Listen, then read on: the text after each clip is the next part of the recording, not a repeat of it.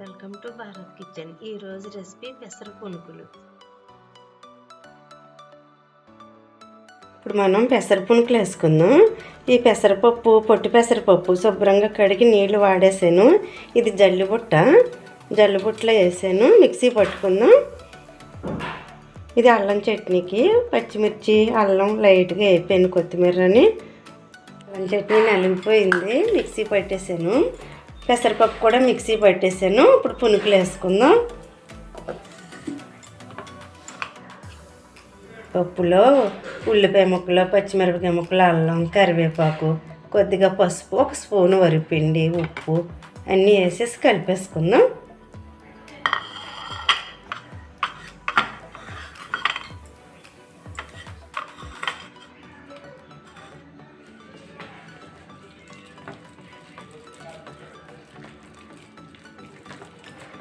పొట్టు పెసరపప్పు ఒక 5-6 గంటల ముందు నానబెట్టుకుని పొట్టు అంతా తీసేసి ఒక స్పూన్ వరిపిండి వేసుకుని పునుకులు వేసుకుంటే చాలా బాగుంటాయి.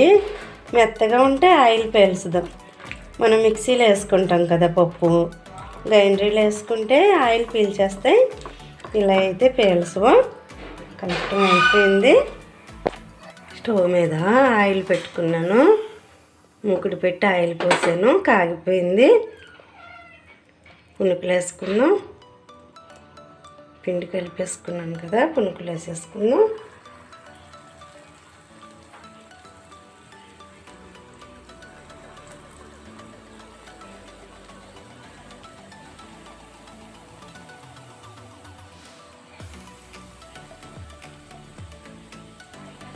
పొట్టు పెసరపప్పు పునుకులు చాలా మంచిది.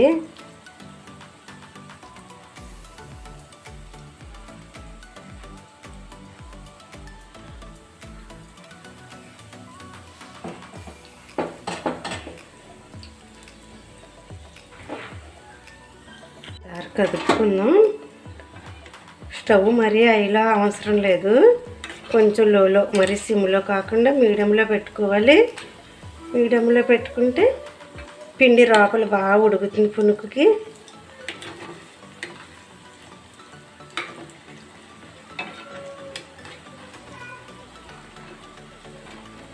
మనం సోడా వాడట్లేదు, ఫుడ్ కలర్ వాడట్లేదు.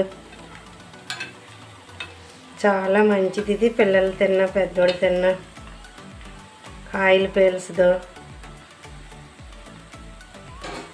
ఒకసారి ఆగాలి. వేగాక వేగిపోయి తీసేసుకుందాం.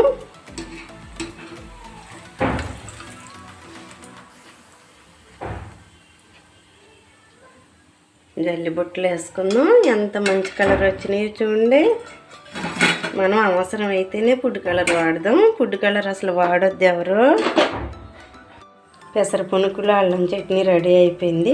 ఇవి చాలా టేస్ట్గా ఉంటాయి. మెత్తటి పెసర పునుకులు వేడివేడిగా ఎంతో టేస్ట్గా ఉంటాయి. ఈ వీడియో మీకు నచ్చినట్లయితే లైక్ చేయండి, సబ్స్క్రైబ్ చేయండి.